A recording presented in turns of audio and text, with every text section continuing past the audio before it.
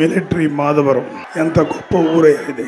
ప్రతి ఇంటికి ఒక సైనికుడి ఇక్కడి నుంచి వెళ్ళాడని వింటుంటే హ్యాట్స్ ఆఫ్, గ్రేట్. మేము ఈ ఊరు వచ్చి ఇంతవరకు ఈ నా పేరు సూర్య సినిమాకి సంబంధించి ఎటువంటి కార్యక్రమాలు చేయలేదు. మొదటి కార్యక్రమం ఈ ఊర్లోనే ఎందుకు చేయాలనుకున్నామంటే రీజన్ చాలా సింపుల్.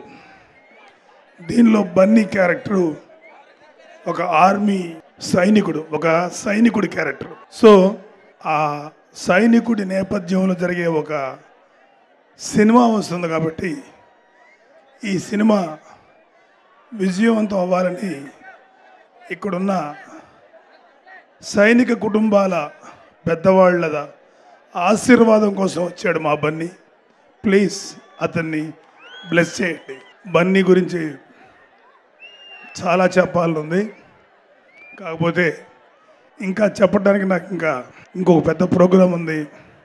సో అందుకని అది ఇప్పుడు చెప్పకుండా తర్వాత దాచుకొని చెప్దామని ప్రస్తుతానికి ఇక్కడతో ఆఫ్ చేశాను.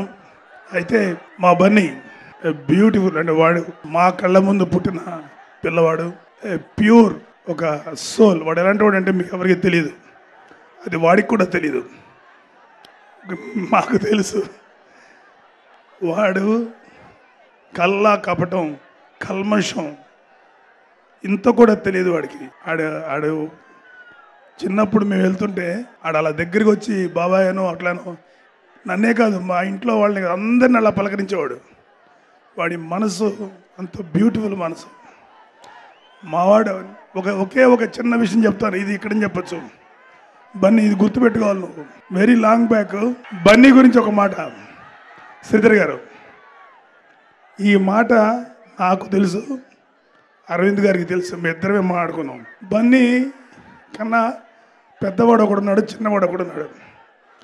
బన్నీ యూజువల్గా చాలా సాఫ్ట్ హుషారుగా ఉంటాడు తప్ప ఎక్కువ తెలివితేటలతో మాట్లాడేవాడు కదా. అప్పుడు అరవింద్ గారు ఒకరోజు అటు బన్నీ అప్పుడు 4వ తరగతి 5వ తరగతి చదువుతున్నాడు. మెడ్రాస్లో ఆ ఇంట్లో ఉండేవాళ్ళు మీరు, పెద్ద స్తంభాలు. నేనేదో ఆయనకి ఒక కథ చెప్పడానికి వచ్చాను ఒక వేరే విషయంలో. ఆయన ఒక చిన్న టెన్షన్, వీడంటే ఇక పెద్దవాడు చిన్నవాడు బాగానే ఉంటారయ్యా, నాకు నమ్మకం ఉంది, ఈడే అమాయకుడు, వీడు ఎలా చేస్తాడు ఏంటో అని. నాకు తెలియదు కానండి, నేను మనస్ఫూర్తి చెప్తున్నాను.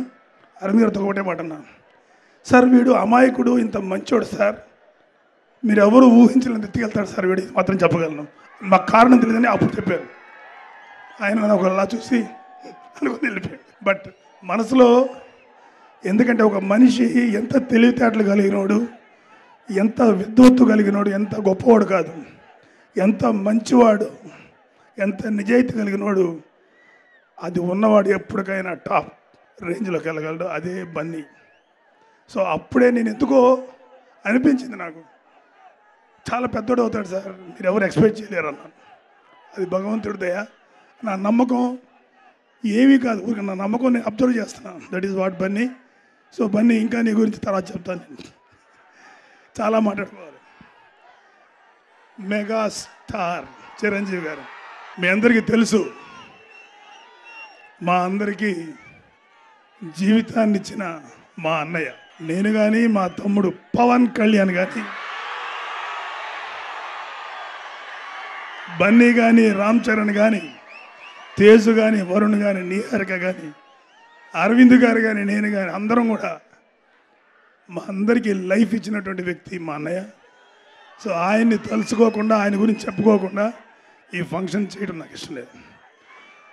సో ఏం చెప్పినా ఎంత చెప్పినా సరిపోదు, ఒకే ఒక మాట, థ్యాంక్ యూ అన్నయ్య, you have given a great life. గొప్ప జీవితాన్ని ఇచ్చావు మా అందరికీ, ఇంతకన్నా నీ కృతజ్ఞత చెప్పుకోలేము. అలా ఇచ్చిన ఆ అన్నయ్య తర్వాత నా తమ్ముడు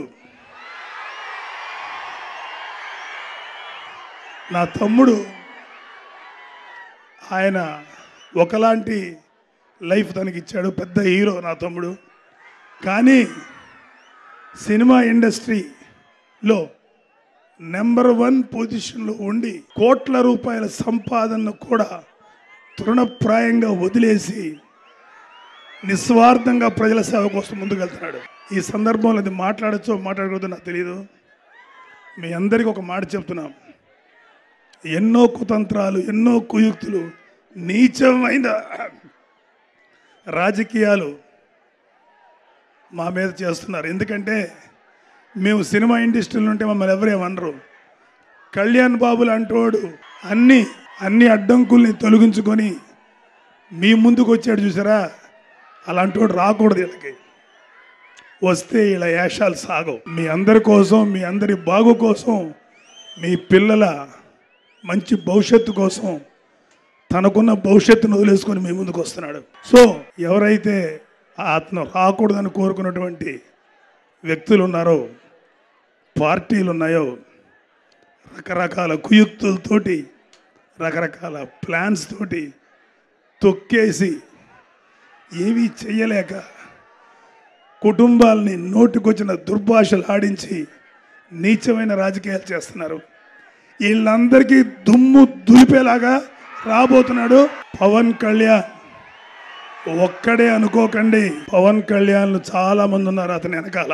డెఫినెట్గా డబ్బు సంపాదించడానికో, డబ్బులు అడ్డగోలుగా స్కాములు చేయడానికో అవసరం లేదు. మాకు దేవుడు మీ రూపంలో మాకు ఇచ్చాడు చాలా. ఇప్పుడు ప్రజా జీవితంలోకి వచ్చి నిస్వార్థంగా సేవ చేయడం ముందుకు వస్తున్నాం. ఎలా చేయాలో మాకు తెలుసు. ఒకసారి కుదరలేదు, ఈసారి కుదిరి తీరుతుంది. ఒక్కొక్కడికి ఉంటుంది. Thank you.